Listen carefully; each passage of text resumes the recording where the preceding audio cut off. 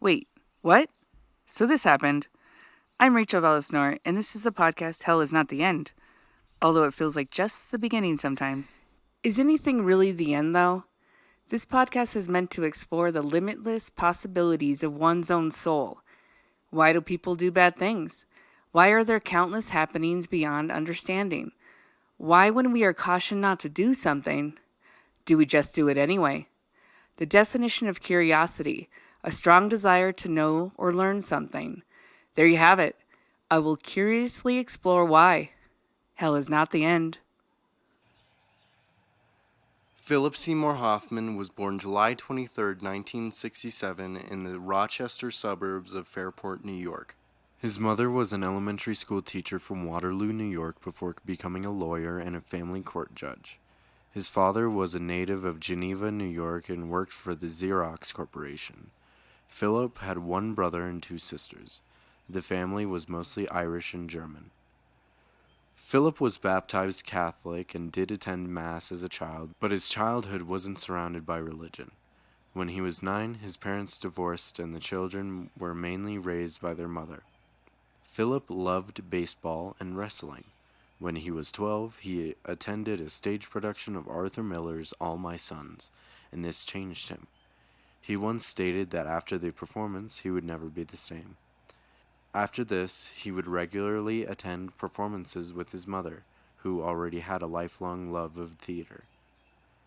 When he was 14, Philip suffered a neck injury that caused him to stop playing his favorite sports, but this is when he started considering an acting career instead.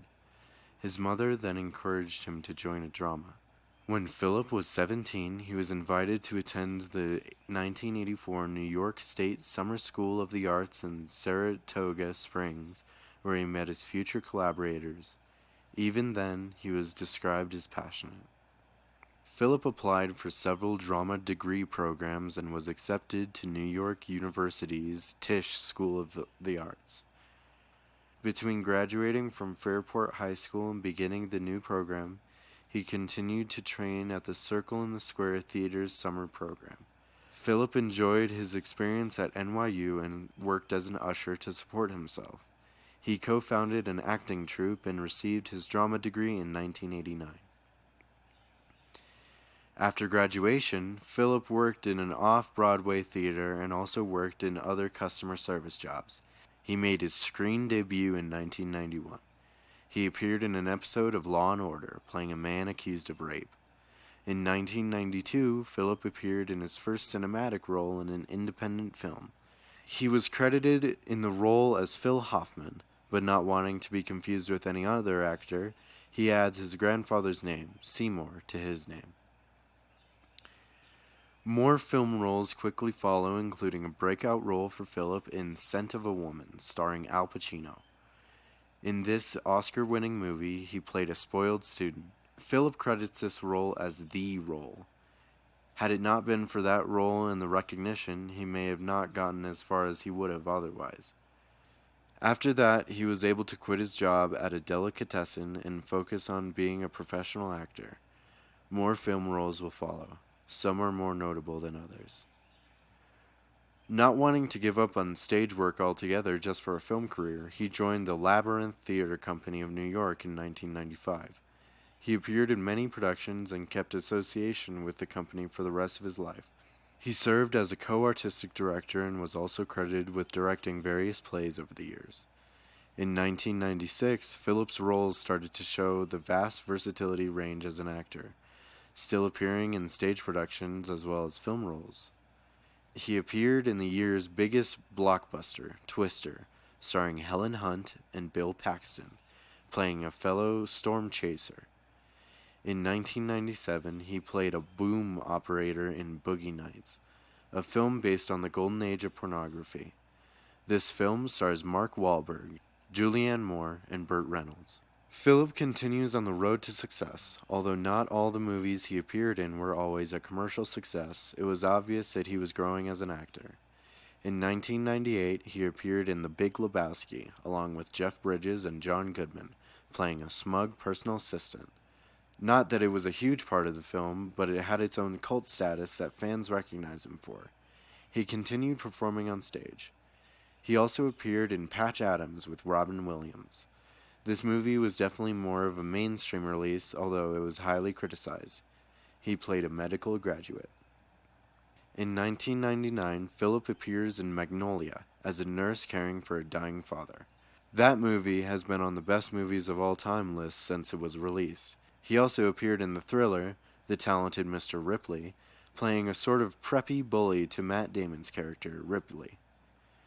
After these two movies, Philip was recognized as the year's biggest supporting actor by the National Board of Review. After that, more notable movies came along while continuing his stage performances and being recognized, receiving a Drama Desk Award nomination for Outstanding Featured Actor for the off-Broadway play The Author's Voice. The success and accolades just kept coming. In 2005, Philip gives his performance of a lifetime, portraying writer Truman Capote in film Capote, a dramatization of Capote during the time he wrote his novel In Cold Blood. He would receive an Academy Award and Golden Globe for Best Actor for his portrayal. He continued working right up until his death. What the public didn't realize was that he was struggling from substance abuse. Not an ongoing substance abuse, but abusing drugs at an early age, getting clean, and then relapsing shortly before his death. He kept his private life just that, private. He never mentioned his long-time relationship or his children, and didn't go in depth about religion or politics. On February 2nd, 2014, he was found dead in the bathroom of his Manhattan apartment. Friends told the police that his drug use was under control at the time, but the facts contradicted this. Heroin and prescribed medications were found at the scene. He also had a syringe in his arm. His death was ruled an accident due to acute mixed drug intoxication, including heroin, cocaine, benzodiazepines, and amphetamine. Benzodiazepines and amphetamine. Benzodiazepines and amphetamine.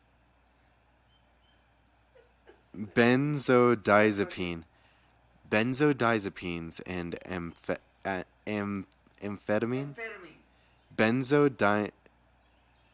Benzodiazepines and amphetamines. I think I'm going to include that a little bit. Sorry, Parker. Because that was funny. It was unclear if these drugs had been taken at the same time or if there were remnants already in his system. Despite his overwhelming success, he still had demons. It goes without saying that he contributed what he could in the time that he had. He was the best at bringing out the worst quality in his characters while remaining a love-to-hate character. My hope is that no one has to live in fear, ever. As always, I will never give up, and read the signs. Special thanks to all the reading materials my mom could get her hands on, internet mostly, thanks to wikipedia.org. Thanks so much for listening. I am Rachel Velis, and this is the podcast, Hell is Not the End.